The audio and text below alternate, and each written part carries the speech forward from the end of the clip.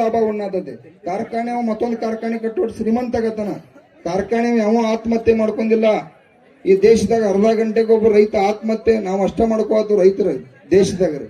ಜಗತ್ನಾಗ ಯಾವ ಆತ್ಮಹತ್ಯೆ ಮಾಡ್ಕೋತಿಲ್ಲ, ಬೇರೆ ಯಾವುದು ಬೇರೆ ಮಂದಿ. ನಾವು ಈ ಜಗತ್ತಿಗೆ ನಾಡಿಗೆ ಅನ್ನ ಹಾಕಿ ಈ ಕಾರ್ಯಾಂಗ ಮತ್ತು ಶಾಸಕಾಂಗ ನ್ಯಾಯ ಅದು ತಮ್ಮ ದುರ್ದೈವ. ಸ್ವತಂತ್ರ ಸಿಕ್ಮಾಲರ ಬೆಲೆ ನಿಗದಿ ಆಗ್ಬೇಕಾಗಿತ್ತ. ತಾತ್ಕಾಲಿಕ ಬೆಲೆ ನಿಗದಿ ಯೋಗ್ಯವಾದ ಬೆಲೆ ಅಲ್ರಿವ. ನೀವ ಈಗ ಸ್ವಾಮಿನಾಥನ್ ವರದಿ ಪ್ರಕಾರ ಆದ್ರೆ ಕಬ್ಬಿಗೆ 6,000 ಆಗ್ಬೇಕ, ಜೋಳ 10-15,000 ಬಾಳ ಗಾದ್ಲೈತದ. 20,000 ಅಂತ ಹೇಳಕ್ ಹೋಗ್ತಾರೆ. ಮಂದಿ ಮಾತು ಹೋಗ್ತೈತಿ. ತಲೆ ಕೆಟ್ಟದ್ ಇಷ್ಟ ತಲೆ ಕೆಟ್ಟದ್ರಿ ಇವ್ರಿಗೆ ಇಷ್ಟ ಹೇಳಿದಕ್ಕ. ಅದಕ್ಕೆ ಸರ ಇದು ಮುಖ್ಯಮಂತ್ರಿ ಅವ್ರದ್ದು ಕೂಡ ಜವಾಬ್ದಾರಿ ತೆಗೆದು